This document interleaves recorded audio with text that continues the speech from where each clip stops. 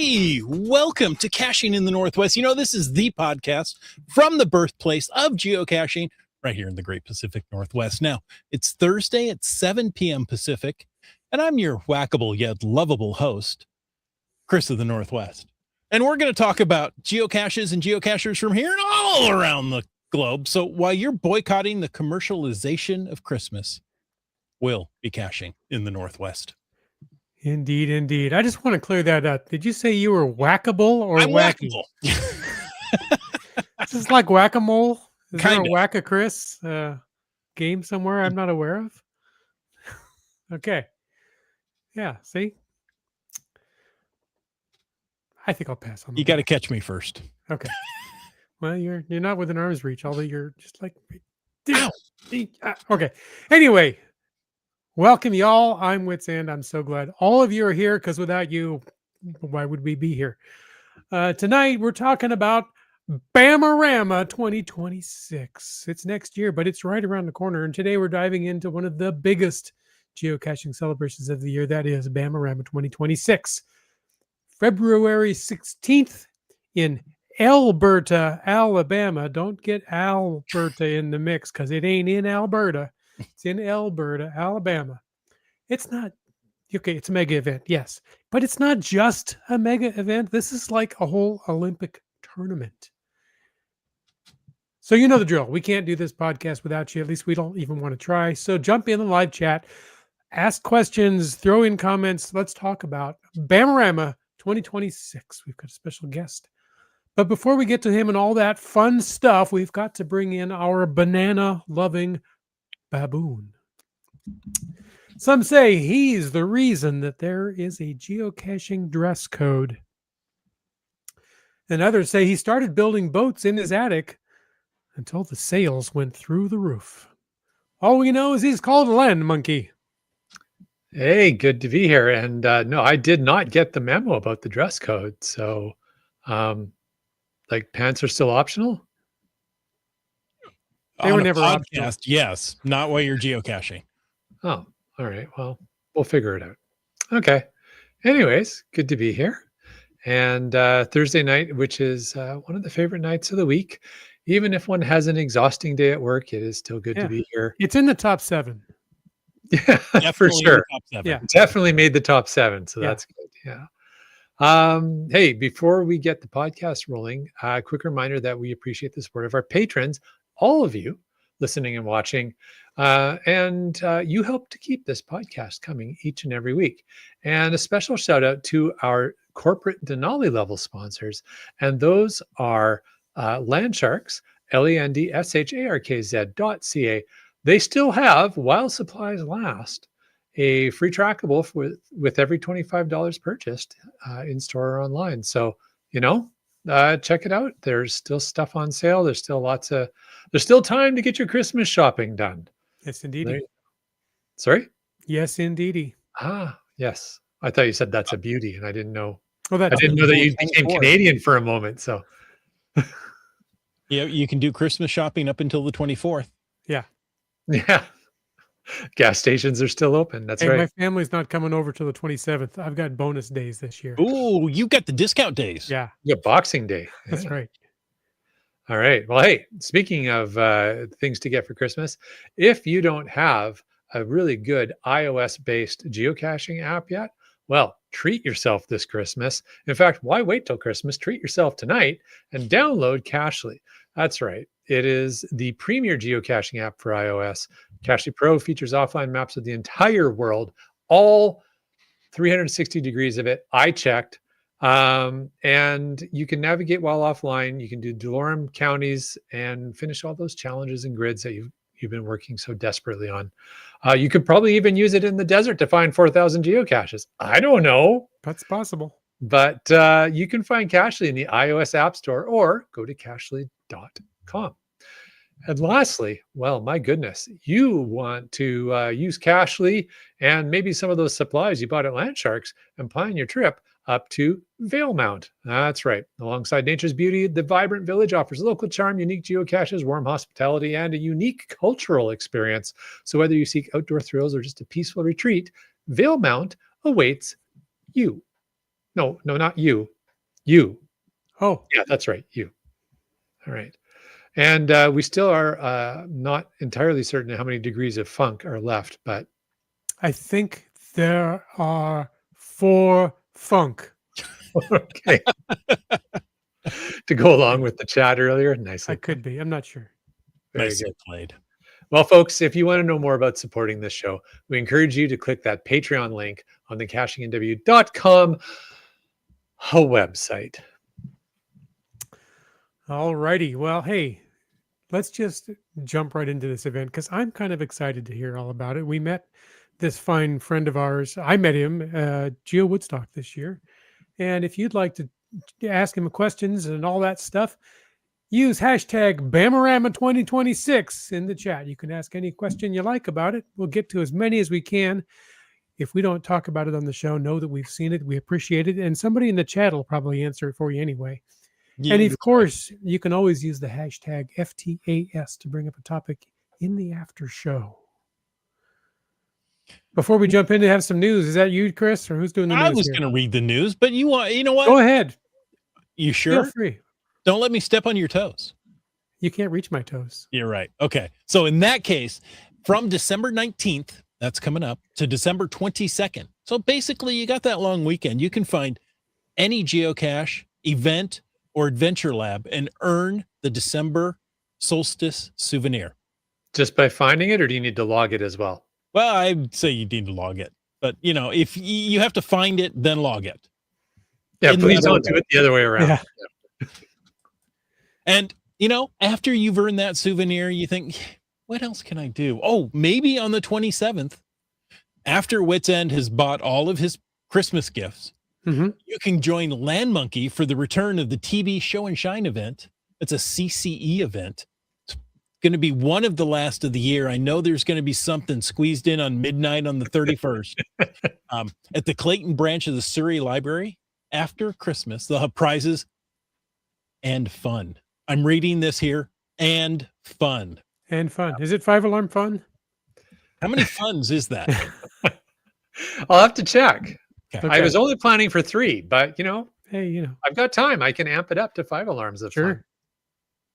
So that is GC Bravo 1 X-Ray Quebec 5 if you want to go to that event. There you go. And thanks to Caching in the Northwest and Land Sharks for sponsoring food and prizes for the event. Gonna Look be at fun. this. There's a CCE December 31st and a Squimalt. There you go. Yep, there you go. I wonder what time. I bet there's another one afterwards.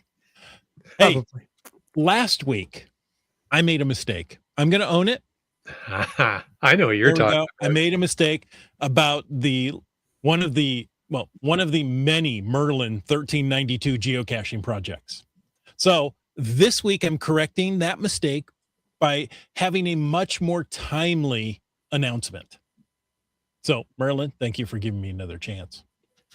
So players, you need to go visit GeoAdvent EU. I'm copying that right now and pasting a link. Nope, that was the wrong key. Sounds a little European to me. It is, but it's fun. I think you guys are going to enjoy this. There you go. GeoAdvent EU. The site links to your geocaching account, and each day through December 25th, there's an activity to complete. One activity per day.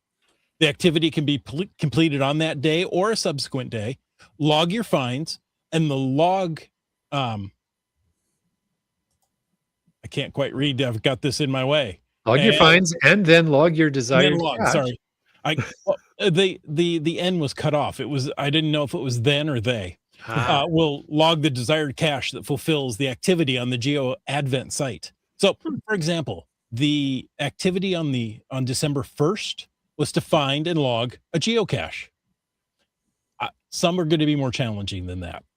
Okay. I'm not sure you're going to find an easier one than that. So as you complete your activities, the Advent calendar goes from black and white to full color. It's a fun way to celebrate the holidays. Yeah. It's a neat idea. Yeah. So there you go. I feel all newsed out now. Thank you for bringing us all up to speed. Anything else before we jump into this fantastic? I don't know. Every episode? time I look over at you, Wits End, there's more holiday cheer. Yeah, I'm slowly decorating, okay?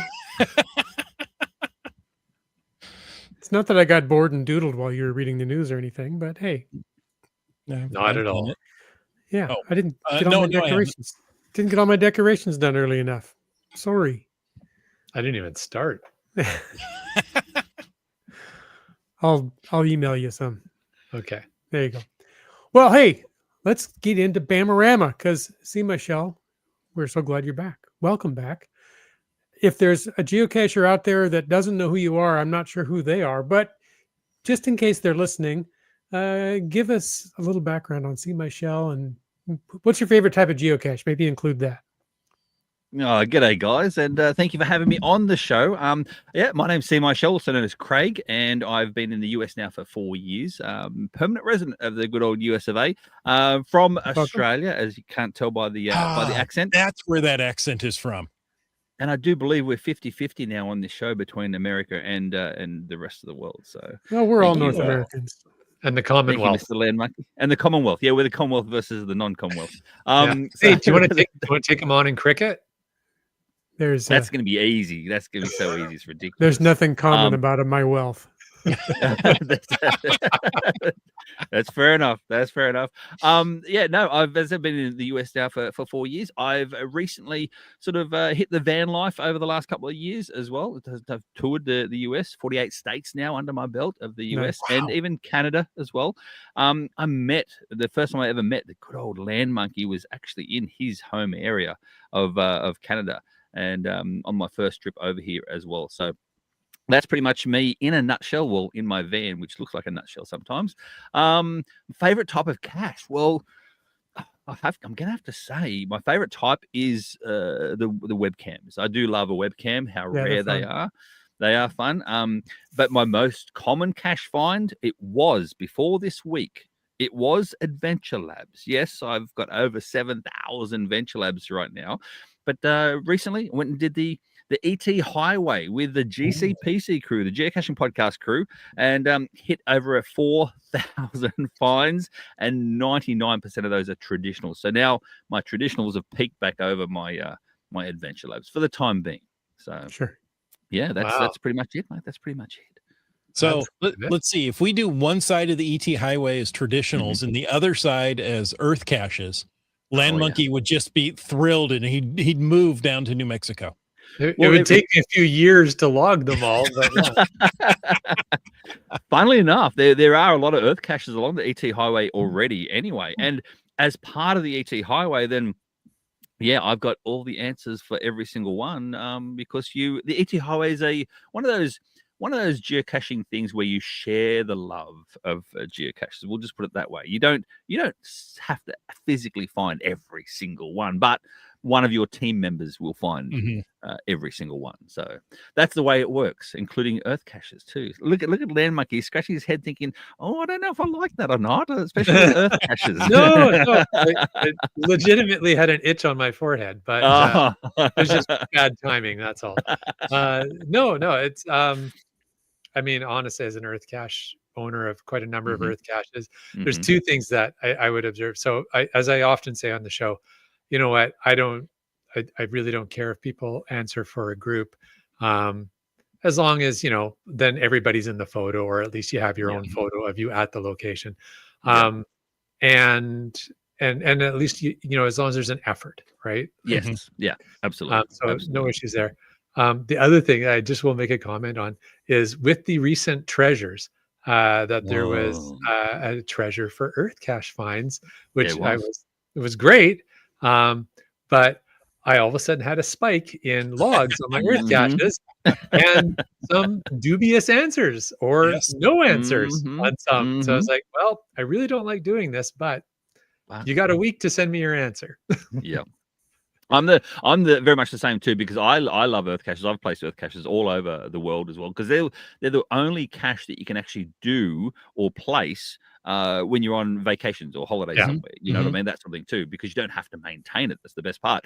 And so yeah, I'd like to try and find somewhere to place an Earth cache in different places all around the world, and especially the US as well. And yeah, I'm like you. I've got a lot of logs recently that you go.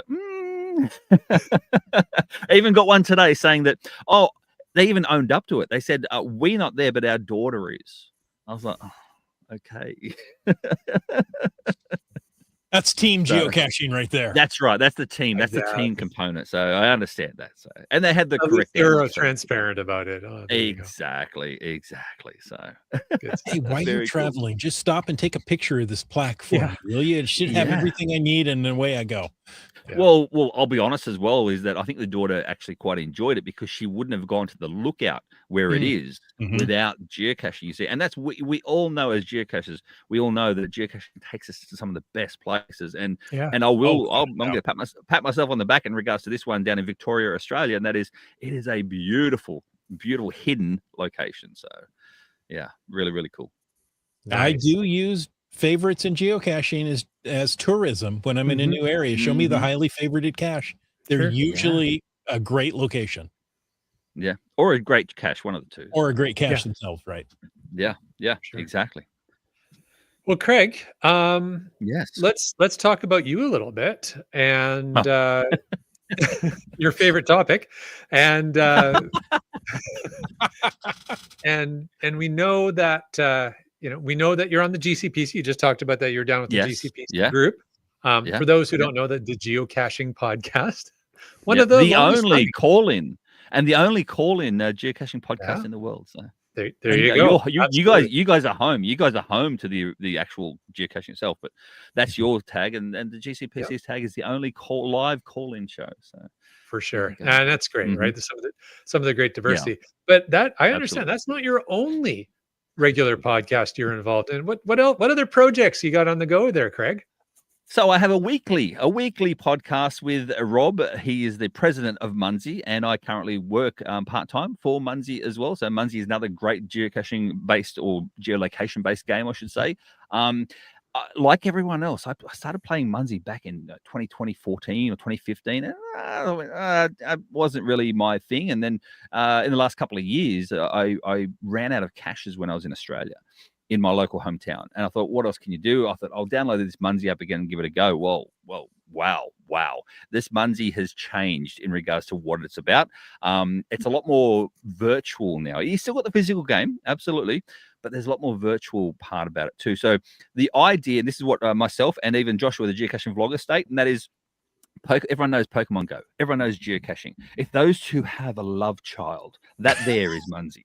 So that's how we now describe Munzie. Is very different to what it was back in the day. So That's interesting. Yeah. so I do that weekly podcast with Rob, and then the other bi-weekly podcast every second week is with Joshua, the geocaching vlogger, on Treasures of Our Town. That's it's a more of a touristy based, like a travel podcast, but our travels are guided by our love of geocaching and Munzie play as well. So it's more about small towns in the area where we visit, where we've been, places we've seen. We even talk about sometimes, like, the most haunted hotels in the US, which has got nothing to do with geocaching to a certain degree, but yeah, it's more about travel that's geo related, so to speak. And then my other podcast, I still got a finger in the pie, is the Geocaching Down Under podcast in Australia as well, with my friend Terry.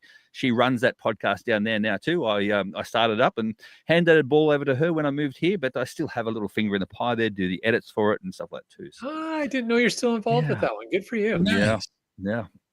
I couldn't let go of that little baby. You know what it's like when It's you your baby. you create Yeah. it's my baby. I couldn't let go of it Yeah. totally. So, but she's doing Terry Ann. She's doing an absolutely fantastic job down there. She's solo on the show most of the time, as the solo host, and she That's gets hard. her.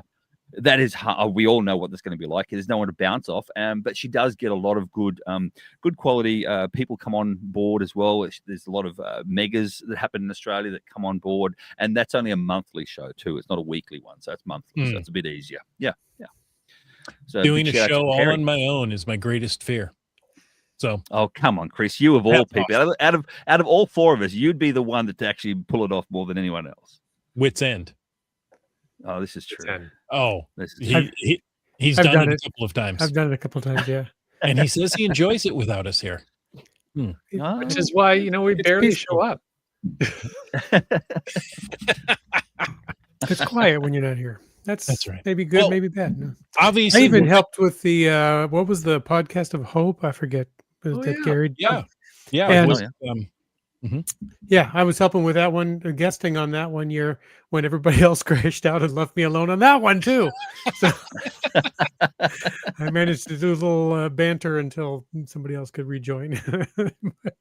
Too funny. There you go. All by myself. Ah, well The played, next I line is "Don't want to be." Yes. So, Craig, we're going to have you come back and talk about Muncie. We need absolutely. a good Muncie update. Absolutely. I'm happy to do it anytime you guys wish. So I'm your man for Muncie. So You're the Muncie man. I love it. Hey, well, you I'm know the Muncie I'm always player first, you see, and that's how I started because I was a player first, and Mhm. then after I started getting in heavily into Muncie as a player, and speaking to Rob at events and stuff too, and I said to Rob, you know what you need? He said, what's that? I said, you need a podcast, and Mhm. so he's like, okay, let's do it, and that's how I sort of started with Muncie by pushing Rob into a podcast, very much like pushing Josh into the Treasures of Our Town podcast too. So kicking and screaming. There absolutely. They are. Well, I got him drunk one evening in a hot tub in Florida. And then when he went home, somehow I mailed him an actual real microphone. He's like, "What's this for?" I said, "It's our podcast." He goes, "When did I say yes to that?" I said, "You're in the hot tub, remember?" He's like, "I don't remember much." I go, exactly. So that's how that started. Drunk in a hot tub in Florida. I can't tell you how many stories start that way. Oh yeah, ended up with a microphone when I got back. Yeah, that's right. So. There's worse things to have arrive at your house than a microphone. Or fly home with anyway. Yeah. Anyway, so this whole show came about because I went caching in West Virginia. Mm-hmm. So we were at one of the stops there in West Virginia during the Geo Woodstock, and I think I was handing out stickers to the people. Here's caching in the Northwest stickers.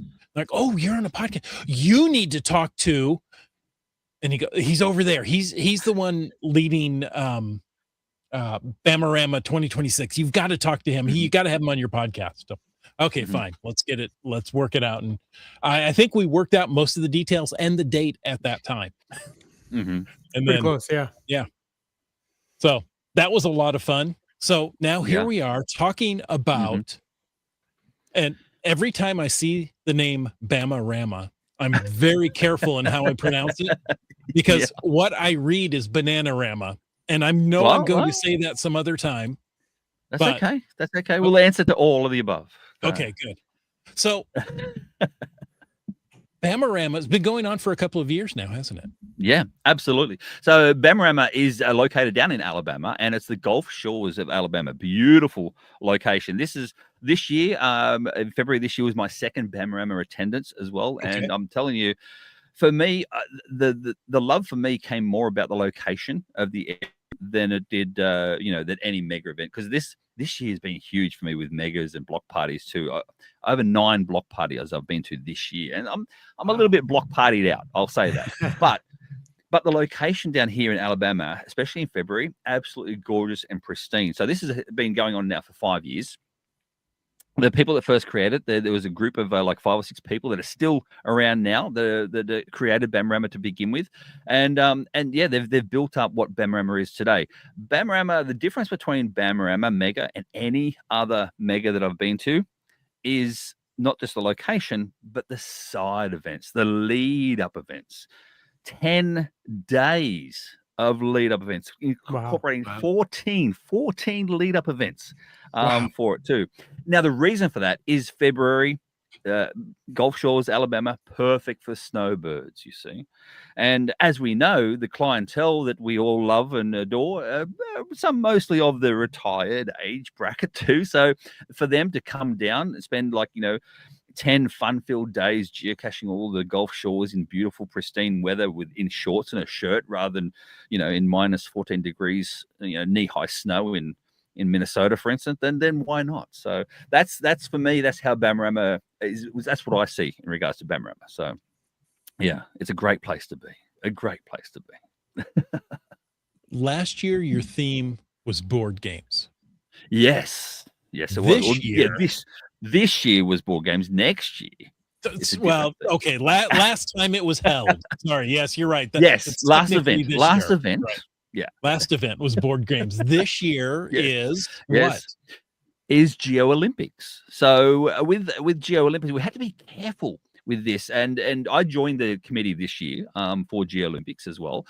But we have to be very, very careful with the Olympics theme stuff too. We've been back and forth a couple of times with headquarters, and headquarters are like, no. They got nothing to do with the Olympics. We can't use the colored rings. We can't do all this stuff. Like, Sure. there's so many things that we can't use, and even the Olympics sort of logos, nothing. So we sort of Right. changed it around to manipulate it in a certain way, whereby, you know, we're not out here making money. We're here to hold an event for the love of geocaching. So that's what it's about. But Geo Olympics, 14 days, as I said before, 14 events, lead up events, each one of them themed of some sort of, not necessarily Olympic game. Like, we don't have, you know, javelin or discus and all that sort of stuff, but we do have, for instance, a mullet toss. Yes, a mullet toss at Floribama.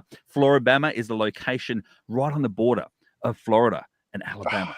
If you haven't been or seen Floribama at all, it is a sight to behold. You talk about like a dive bar, right?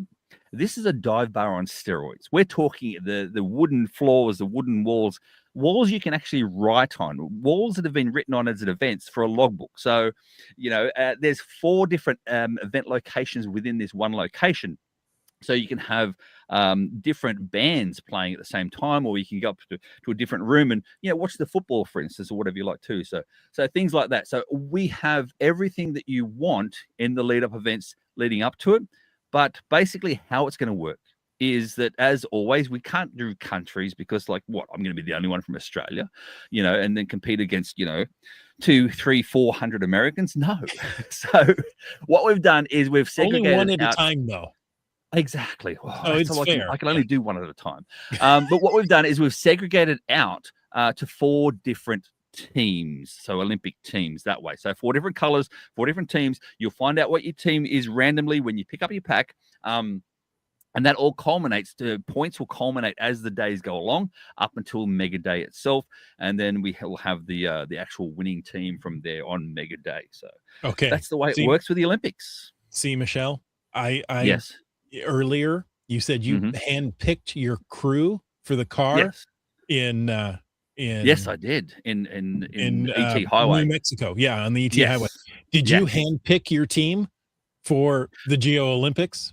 No, because they haven't been picked yet. You see, it's all going to be randomly selected. So it's truly random. Okay. It is truly random. So if anyone's ever done or thought about doing a on the committee for a mega event, think about it this way. We've got it coming up in January, whereby we'll have, because we've sold the packs. The packs are all sold. They're all done. You can't buy any more packs. The Bamarama cards, we've got training cards that are still available up until tomorrow. They're still available as well online. And then they're going to be leaving the store too tomorrow. So all that sort of stuff is already done. So come January, when we're doing the packs, there'll be one person there with 4 different colored sort of wristbands to say, okay, red, yellow, green, blue, red, yellow, green, blue, and just random bags. And so, yes, it will be very, very random. So, and committee members can't be on any teams. That's the other thing too. So, okay. Well, there's no bias that way. See, we're open and honest. So, okay. So with so many side events, 14, is there just one that you're really excited about? One more than the others?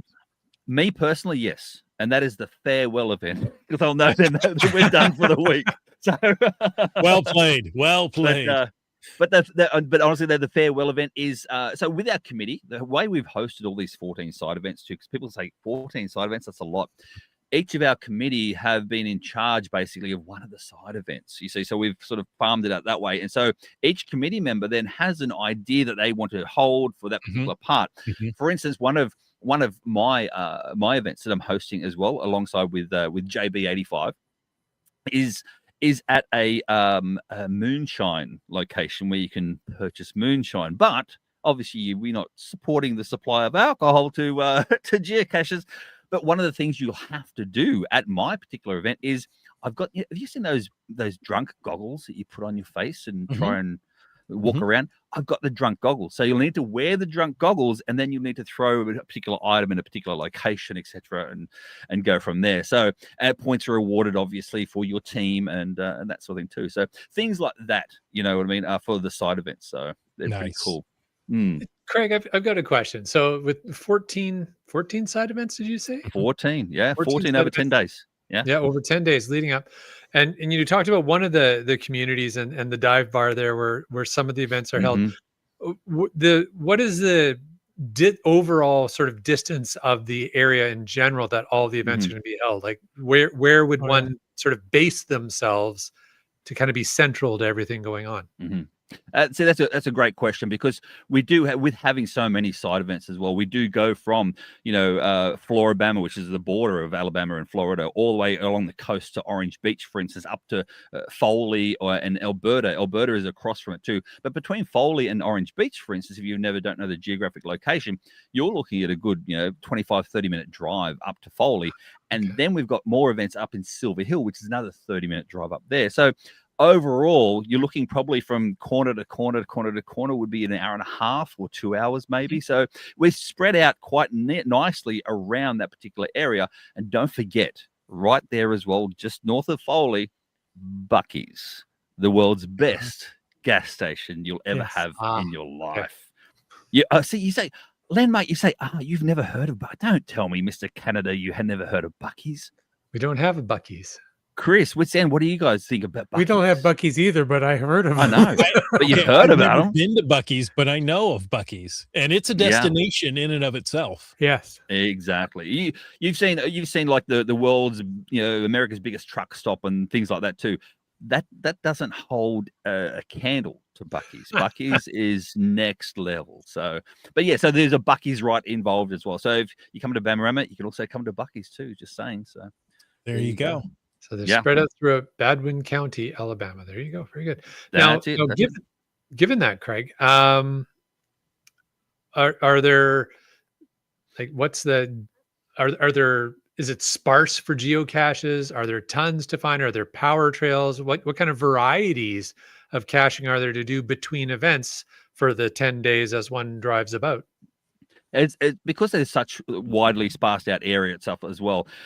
We have had a number of people placing obviously geocaches in the area, but if you've been before to Bamarama, you already know what it's like, you know the location. But there's obviously the game board of the area. Of our game board has been replenished every single year in different locations with different caches, with different geoarts, for instance, as well. We do have a couple of geoarts coming out very, very soon. One is a really cool geoart, Olympic themed geoart as well. And then it's still in the making at the moment. It's sort of partially published right now as we speak, an Adventure Lab art. Now this is one of those Adventure Lab arts where there's two arts in one. Have you seen those at all? The two arts in one. Two arts in one. Because when it's solved, the coordinates or the icons are in a different location. So they've actually planned for both scenarios. Correct. So the pins, the actual individual pins, so the one of 5, so that one makes up a particular shape, and then the 5 locations of that one put together with all of them make up another shape. Of the actual pins make up a different shape again. So that's like those jigsaw puzzles where all the pieces are actually little animals or whatever. Yeah.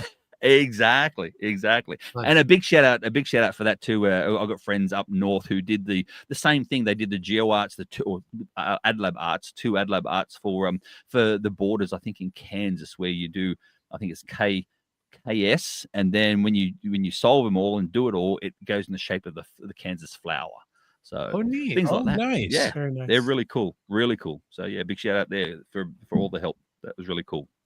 But yeah, everything else that you need as well. We do have, obviously all the different types of multis, where it goes and all that sort of stuff too. There's everything there to literally whet every geocacher's appetite. And then, because it's February, where everyone else is cold, you can then wet your body by dipping in the Gulf. So you can go for a swim in the Gulf in February. So I told you, I'm in love with the location more than anything else. Nice. Yeah. Nice. Yep. I was looking at the map here, looking at where stuff is, right around Mobile, in Mobile Bay there, huh? Yes. Yep. So, right next to in Mobile Bay as well, for any historians out there, we do have the USS Alabama is docked right in Mobile Bay, and that you can go there. This is obviously non-geocaching related, although there are adventure labs there, and there's also a virtual.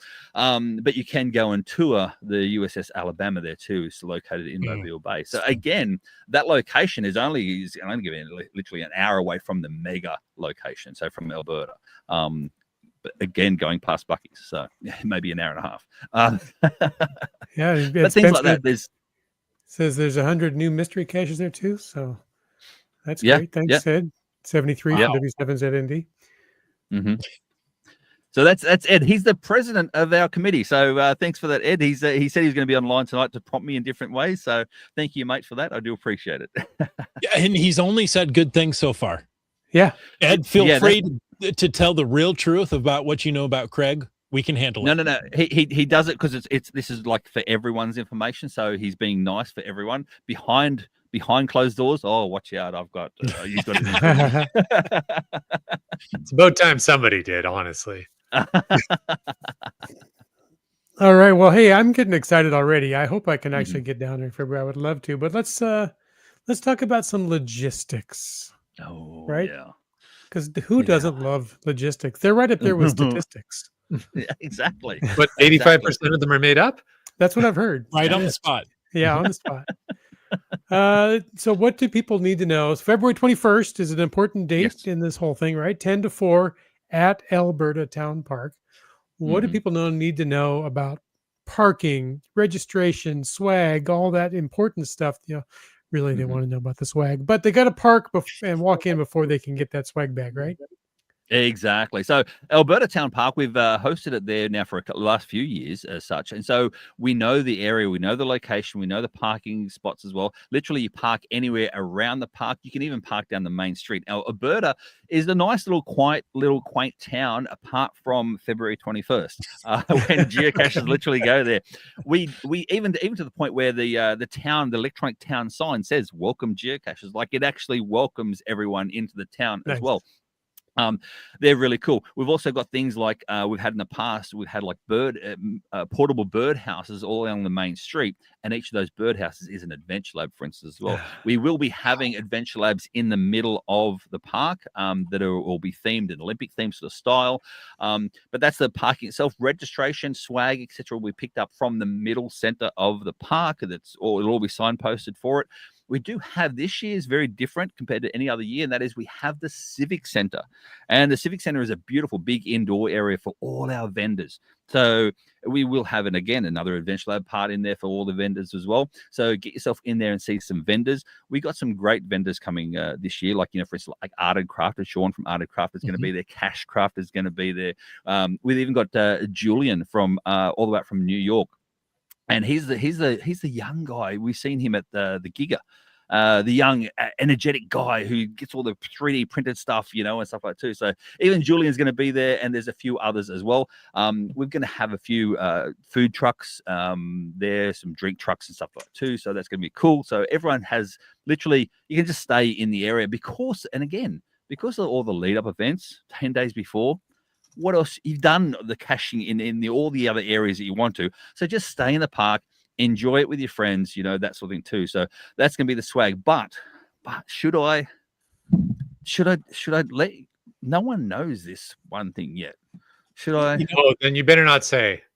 Well, Craig, don't worry. Nobody really watches the show, so that's fair enough. You're just talking amongst friends. It's just us. That's fair enough. Well, I didn't even run it past our president Ed before I jumped on the show. So, you know what? I'm going to bite the bullet, and I'm going to give a Caching in the Northwest exclusive right here, right now. Oh boy! Okay, I'm ready. For 2026, for the first time ever in Alabama. In the fire hall, which is across the road from the park itself, you'll be able to do the geocaching maze. Will be joining us. Oh, nice. Nice. Very cool. So this particular maze, it has been going on for a little bit now. You may have already walked through the maze before at other mega events like I have as well. It's okay. You can still add the extra maze numbers to your tally. So it makes no difference whether you've seen it or not. But if you haven't seen it, the most important part, if you haven't seen it, this will be one of the last times you'll ever get to see this particular maze. There's a little hint and tip for everyone. So this particular maze that we're getting is going to be sort of null and void very, very soon and be replaced with a different one, I've heard. So there you go. They're hard to maintain and move around and everything. So yeah, trust me, I know. I was going to ask you, Land Monkey, how do you know that? That seems, it has that air of truth about it when you say it. But they're a lot of work to make. They're not too bad to set up if you have a good committee, a good crew. Yes. But they're a pain in the butt to move around between locations. And so, I think it's great that you guys are doing the work to get it. And I'm not shocked that particular instance is probably needs to be retired, I would assume. Not long for this world, yeah. Well, I do believe this show is actually on that particular maze too, is it not?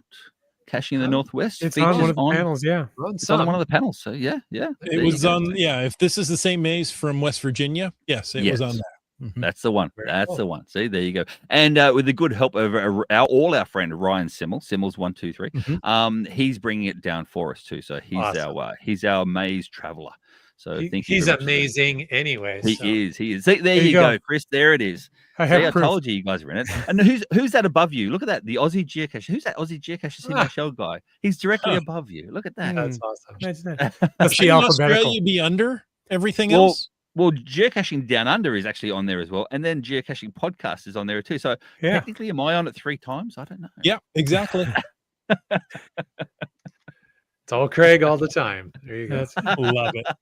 Love it. You got to take it where you can because someday it's going to all be gone. So Oh, exactly. It's so fleeting, isn't it? It really is. It really is. So yeah, that's the big news. That as I said, I didn't even pass it by by our boss. But anyway, it is what it is. So there we go. Well, thanks for sharing that exclusive little bit of info. Absolutely, yeah. For some people, that information like that could be the decision maker of like, well, I was on the wall, I wasn't sure, but hey, if I can get the maze, all right, I'm in. Exactly. Yeah. So and that's a reason why we're trying to sort of push for it to early publish as well. So to show people, look, yes, it is here, this is where it is, and this are the times, etc. as well. We are looking at having it over the 2 days too. So it will be open on the Friday and the Saturday. So it'll be open 2 days. So if you can only get there the Saturday, then fair enough. But otherwise, if you want to get there in early, there's open Friday as well. So it's pretty cool. Cool. That maze is a big commitment. Yeah. So kudos to you and your team for doing that. I mean, it's not easy, right? It's difficult. It's expensive.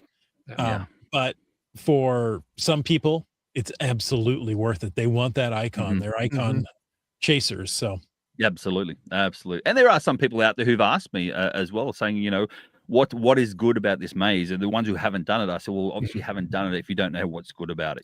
Not only for me and for a lot of other people, it is about the icon. It is about the number, to get that number next to the icon on your caching statistics. Sure. And then they say, well, if that's the case, you've already done it. Why do you want to do it again? I go, because I want more numbers. Yeah. Because geocaching is about the numbers. There you go. Let's face it. There you go. Mr. 4,000 in 1 day.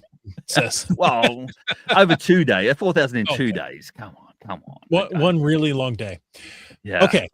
So something you probably didn't use too much while you were in New Mexico doing the ET highway are hotels or campgrounds, right? So now you've got us excited to go to Alberta.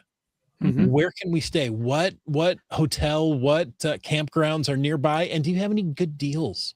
Well, see, this is the best thing about the fact that we are in a largish area, and that is that there's a lot of different locations for you. If you want to come for even just the weekend and even splurge out a little bit, you can stay on a luxurious hotel on the waterfront, on the beachfront, and go from there. Or if you want to come down with your big fifth wheel RV, then there's all these RV parks in the area as well. But what we've done is we've actually teamed up with Gulf Shores Tourism in the area, and they have supplied us with a very special list of exclusive deals for all our attendees. All the links to that are all on our webpage as well. Mhm. So you can go to their links and have a look at all their deals that they have for all their hotels and resorts, etc. That they've already teamed up for us. That's pretty cool. But they've also gave us as well a special passport for all our attendees. And what that is basically a link. You download this app that they have, a Gulf Shores passport. It's free. Everything's free. There's nothing untoward about it at all. It's all free, and that will give you different discounts for anything non-geocaching related, such as meals, restaurants, or non-activities such as there's a go-kart place there and all these other things as well. So so all things, there's even what do you call it, those big Ferris wheels, that sort of thing too. So anything that's non-geocaching related, we've got you covered in that way as well. So that's pretty cool. Very neat. All right. How about family things? People bring in little kids. Do you have things for younger geocachers? Well, like any sort of area as well, we are family friendly. Geocaching is family friendly, no matter where you go or what you're doing. But in saying that, though, if you literally want to go swimming on a beach in February in America, the Gulf Shores is where you go. It's warm enough to actually enjoy some sort of a summer activities, especially if you're up from the north like you guys. You've never experienced this. Our winter would be your summer, for instance. That sort of thing too. So yeah, you can enjoy that sort of stuff. So with the family, friends, you can have beach days. That sort of thing, or you can go caching with your kids as well. It all depends on how geocache friendly your children are, because we all know what kids are like, so they're all different. Yes, they are. It's cool up until they're about a teenager, then they don't like it, and then all of a sudden they become 20, 21 and maybe a parent themselves, and then they like it again for some reason. So That's true. Teach them when they're young. Exactly. See, Michelle, I can't believe we're already approaching our hour of this show. It seems like we've just gotten started. But I have a question. The question I like to ask the coordinators of these large events: what has been so far the biggest challenge in coordinating Bamarama 2026? The biggest challenge, I personally think, being part of it as well, is actually coordinating all the side events first, because that's what Bamarama is based upon, to be honest with you. As I said, that's what stands out. Bamarama stands out from any other megas out there, because every other mega is good in its own right. But Bamarama tries to be good at all the side events as well. So that's probably the hardest and the most challenging.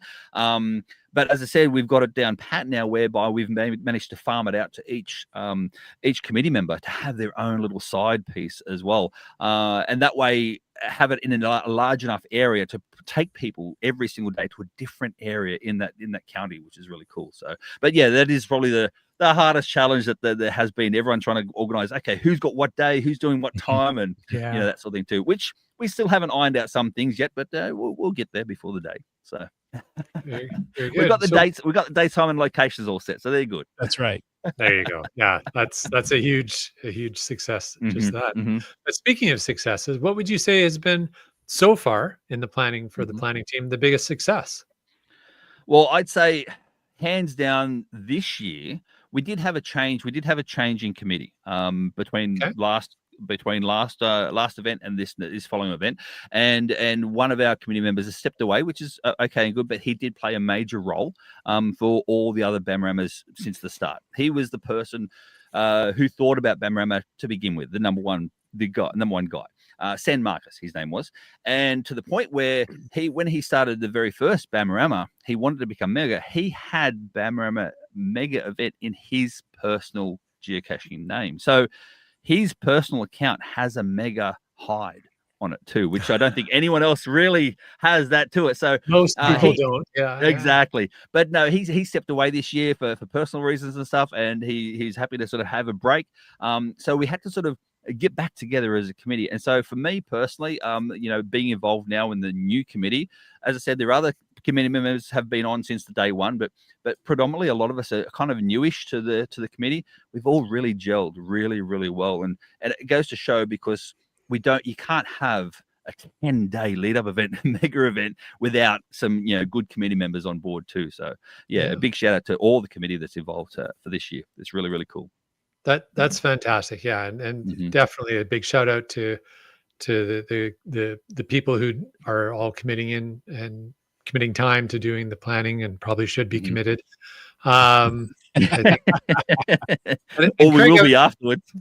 Craig, I was going to say, you said you were newish, but you don't look newish to me.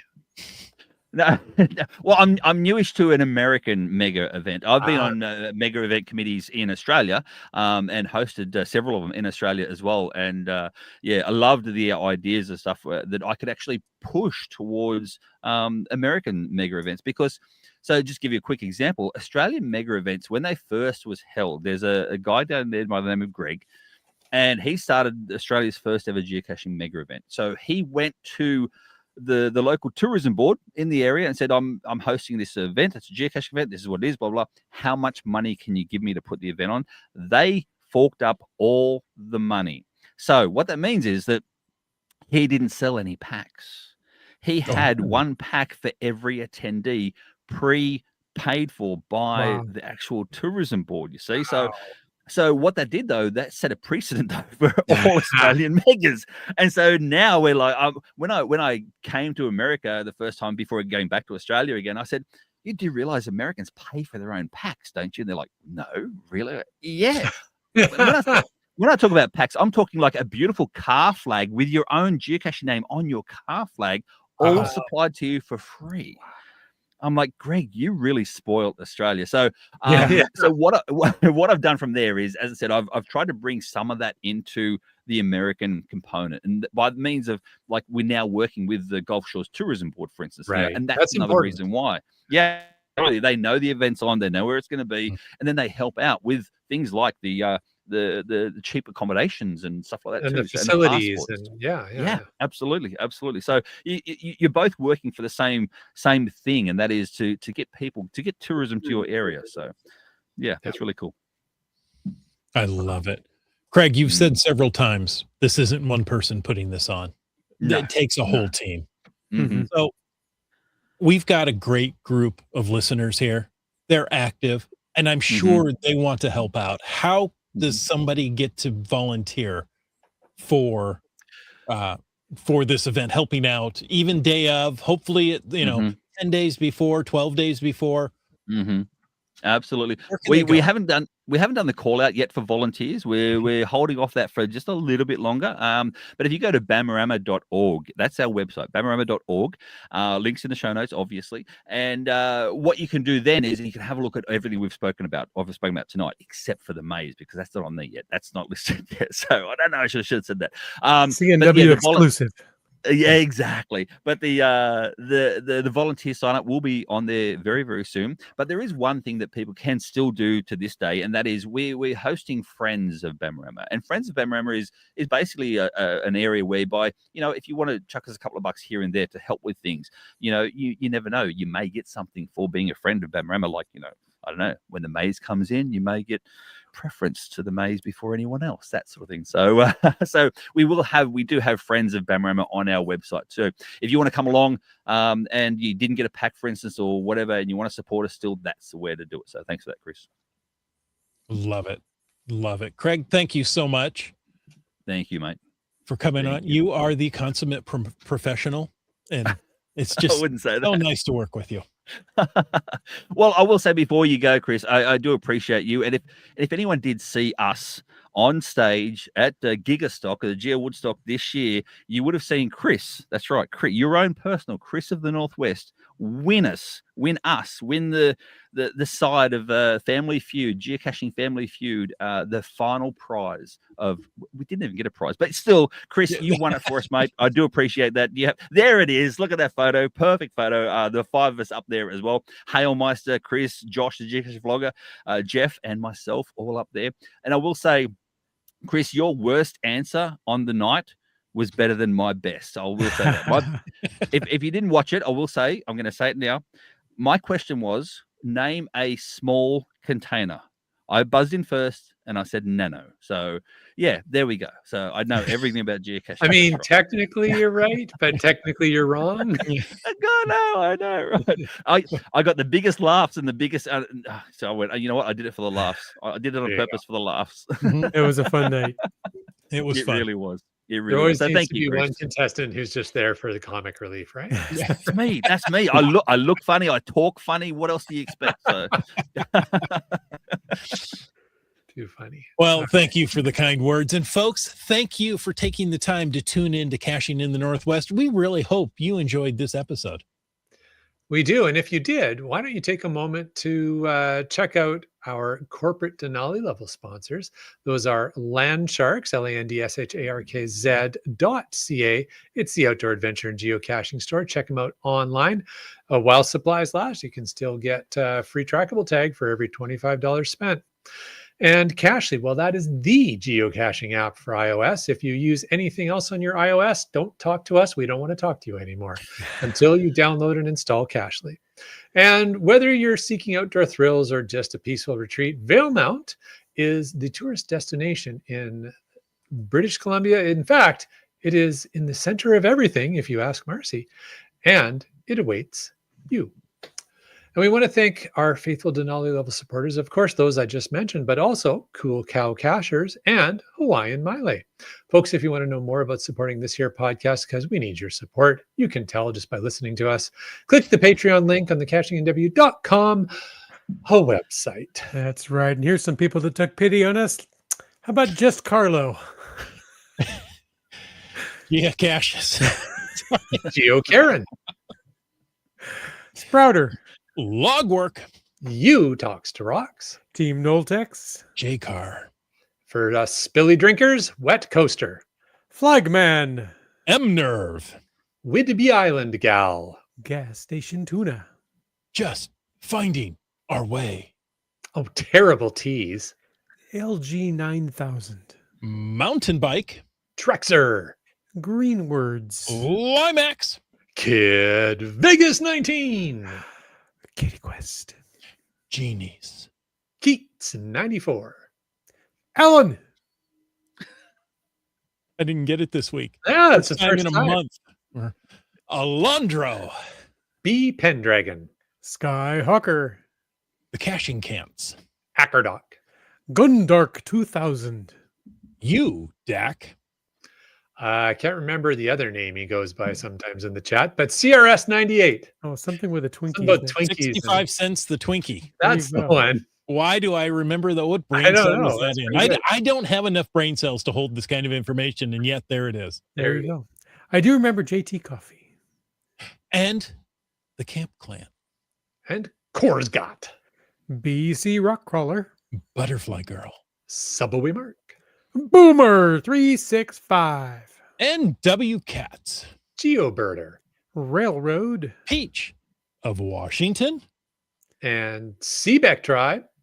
GSM times 2. Lost Ken.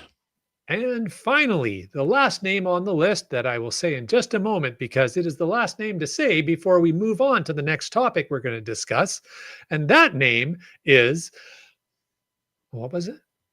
Antaeus. Well played. Alrighty, well, that may be the last name on the list, but the last one I'm going to thank is Craig. See my shell. Thank you for joining us tonight. And if somebody wanted to get in touch with you, you've mentioned the event is at bamarama.org. Is that correct? Yeah, How about if they want to bamarama.org. reach out to you? We can reach out, contact at bamarama.org. If they want to reach out to me personally, you can go on any of my social medias. I'm on Facebook, Instagram, YouTube, the whole lot, doing GIF events and all that sort of stuff too, GIF videos, the whole lot. So, yeah, I'm on anywhere you get in social media, just the Aussie geocacher. It's easy. There you go. Folks, thank you for taking the time to listen to this episode of Caching in the Northwest. Your support helps keep the quality shows coming. So if you like the show, please click the Patreon link on the cachingnw.com website. Better yet, share your ideas for things that we can talk about. If you like the vibe, please subscribe wherever you get your podcasts and give us a review. If you were in a restaurant, you would tip. If you were in a live audience, you would clap. But since you're on a podcast, leave us a fast, free, fabulous, free, fantastic, free 5-star review. It's free, by the way. Is it free? Yeah. How much does it cost? It's Geocache. free 99. Geocaching's free. Oh, $3.99. I like that. Yeah. You can call in, and I encourage you to call into 253-693-TFTC and leave us a comment, ask us a question, or join us in a hot tub in Florida any time of the day or night. And of course, you can email us at feedback@cashingnw.com. Join us every Thursday night at 7 p.m. Pacific for a live show and chat. This show is produced by Chris Umfenauer, Jim Paulwitz, Jake Kennedy, Brian Legg. It's licensed under a Creative Commons Attribution 3.0 license. Copyright 2025 by Chris Umfenauer. And folks, I ask you to stay tuned for The after show. I've been doing this for 15 years and I couldn't find that button tonight. Don't say it, Jay. Okay. The moment is past. Hey, or when you offered to join us in a hot tub in Florida any time of the day or night, do we get a microphone if we join you in the hot tub? I understand if you'd you hear. You'd hear just Sorry. this. You'd hear blah blah blah blah blah blah blah. That's all you'd hear.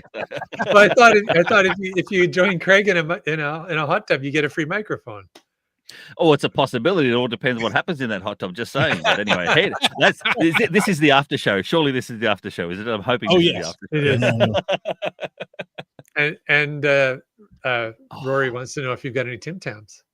I do, but I'm out of them at the moment. So, but we had. So, if anyone knows, as you said before, I just recently this week did the ET Highway with the GCPC crew, and we had a couple of Australians come over from Australia for it as well. That was really awesome from Tasmania, and they brought Tim Tams with them, and so I was teaching everyone how to do the Tim Tam Slam.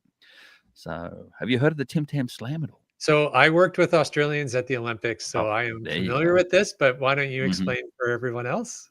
So the Tim Tams are a rectangular type cookie. They're chocolate coated with a nice chocolate wafer in the middle. That's the best way to describe them. You did a little nip off one corner, and then the opposite corner, the diagonal corner, you do a little nip again. So you're opening up that little chocolate spot, and then you put it in some sort of either hot coffee or hot Milo, even a tea or hot milk's fine. You then suck it like a straw to get some. As soon as that hot juice comes in through your mouth, it's melting all that cookie inside. You then throw it all back and you slam it back in your mouth, and everything just disintegrates like a chocolate goodness throughout your gob. So it's delicious. I love it. Have you guys had Tim Tams before? Chris? No. Tim? Yes, I have. But it's been a long time. And I had no idea about the slam. I just ate them like a fool. like a regular schmuck. Yeah. Like a regular non-Australian. That's what it is. Exactly. Jim, we'll have to bring you some down from Canada next time we come down. But make sure they're actually in America as well. You can buy them in America. Oh, okay. You can some Targets have them or some supermarkets have them as well. But you got to make sure that it says on the packet the original. On the side of the corner of the packet should say the original, and they're the ones that have the Australian Cadbury chocolate, very much like a Canadian chocolate, whereby it's not made with this high fructose corn syrup. It's actually made with real cane sugar and real cocoa. So there's a big difference in the chocolates here. I've found. Interesting. I didn't know that. I didn't. Yeah, I honestly didn't know that there was counterfeit Tim Tams on the market. It's a Tim Tam sham. Okay. Yeah. Oh, look at you. Well, it is a Tim Tam sham when you eat them just like a regular American. Just saying that. So. That's a Tim Tam shame. There you go. It's a Tam shame. It is. It is a Tam shame. Okay, so we have FATAS for tonight that we're going to cover quickly. We start with Seaback Tribe, who held a wonderful event this weekend. Yeah, I'd like to hear more about that sometime. I went back to the scene of the crime. Oh, did you? Yes. How's your head? Just fine. I walked slowly, and yes, I put my foot back in there. Sure enough, it's a hole right up to my knee. It's just wow. Craig, a couple of weeks ago, I went geocaching in the Olympic Peninsula here in Washington State. Fell into a root hole around a tree looking for a geocache. It just dropped away. There was nothing there. You know, I fell in a hole up to my knee, slammed my head against the tree. Oh, I decided I was done geocaching for the day. That's fair enough. Did you feel trunk at the time? Oh, well done. I had a little too much to drunk. There you go. So, Seebeck Tribe says podcast for hope this Saturday. Their goal is to raise money for St. Jude. Nice. They have a great lineup for the different hours. Check out Geocaching Talk Facebook page. That is a great Yeah. event. Yeah, definitely. And it's, again, it's for a really, really good cause. Yep. So, we don't always plug other podcasts on our podcast, but You know but what? definitely, You what? did That's a tonight. special event. We did a bunch That's tonight. right. But yeah, Gary and his team, Yeah. they run that every Yeah. year for 10 years now. Is it the 10th anniversary? I think. Something like that, yeah. Yeah. Yeah. I used to be involved as well with Hailmeister and Neil Moore, and we used to be involved with Coins for Kids. Because Right. everyone, we all Wow. know when we find a geocache, sometimes you find just a couple of pennies or a quarter or whatever in there as well. Well, they can all add up, and so what we did Yeah. was with Coins for Kids is that whatever money coins we found, we took them out of the actual containers themselves. We put them in a little container, and what I used to do every single year, and I still do as well, and that is I'll donate that to Coins for Kids, like to the actual St. Jude's, but I'll match whatever I find as well. So just nice. set of two. So yeah. So they do a good job. So I think Hailmeister and Neil Moore are on the last hour of that podcast, I hope too, which is really cool. So good luck to them. Yeah. Awesome. Yeah. Good luck to everybody that's going to participate. And there's some Mm. pretty celebrity style guests there. If I took a look at the lineup, it's pretty good.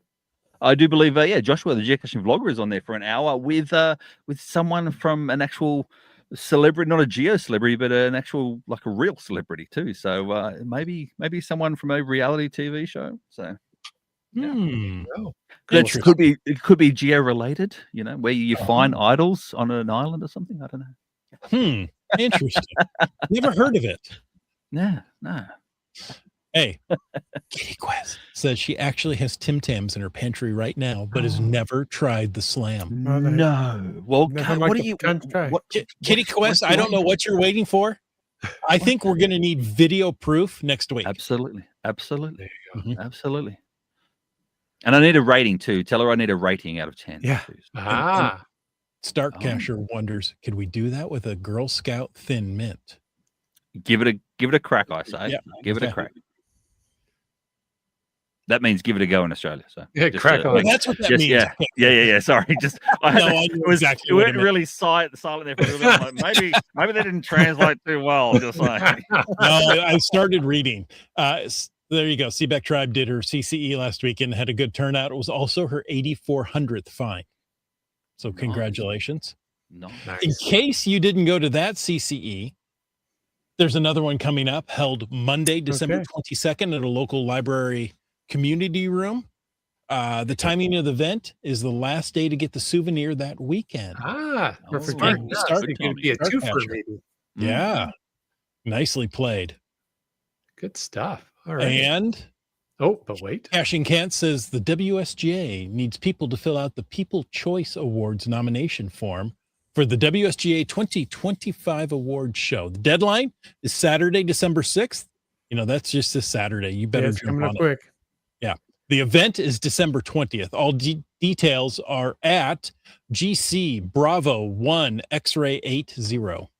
Maybe I'll go on there just to fill out a nomination form and vote for my favorite name of a geocache, because I haven't found the ones that probably got on there. So You've I'll been go up for the here favorite name. geocaching. I've been up there geocaching, absolutely, but I haven't probably found those ones that there's nomination forms. Okay. So, yeah. No. And Heather says my first CCE event last weekend went well. About 30 of us played several board games together. Fun. Board Fun. games. Where did I hear about that? Oh, wait. That was this year's Bamarama. See how you got it right Correct. finally? Yeah, you did. Like, well done. and Caching Can says, yeah, you probably haven't found them. They have to be Washington and hidden in 2025. Yeah, so I wouldn't have found. I haven't been to Washington this year, so there you go. Yet. All 48 states, all 48 Yeah, lower. over 4 years. Or over So 4 you years. haven't driven your van to Hawaii? Well, I haven't driven the van to Hawaii. I floated it. No, I have been to Hawaii. I've done Hawaii. I've done Alaska as well. The two I'm Yeah. missing, believe it or not, is Maine and New Hampshire, up the top corner, top Oh, east. sure. Yeah. Yeah. Yeah. I I know. know. It's and not I the was time to actually, go. You no, missed not the right. window. Yeah, missed the window. Missed It'll open up next year, so I'll be Yeah. looking at closing out the all 50 next year too. So 'cause I'm also on the radar is all the Cash Across America series too. Oh, I've got nice. those on my radar too. So Okay. yeah, they're really cool. We They're really we cool. just talked to Lobotomy, who did Mhm. all 50 states before his 50th birthday. Yep. See, I've turned 50 this year, so you beat me to it. Well, Well you done. still got a little under a month. You'd have to hurry and get to that Maine and New Hampshire. You could do it. It'd be Well, tough. the main reason to do it would be to beat him. But anyway, Oh. bunch. The main reason. Well, it's better than what you said to Land Monkey about the sales going through the roof. So there you go. That's right. That's right. I love it. I love a Mhm. good pun. Folks, Quality content. and with that, Oh. until next week, get out and get caching in the Northwest.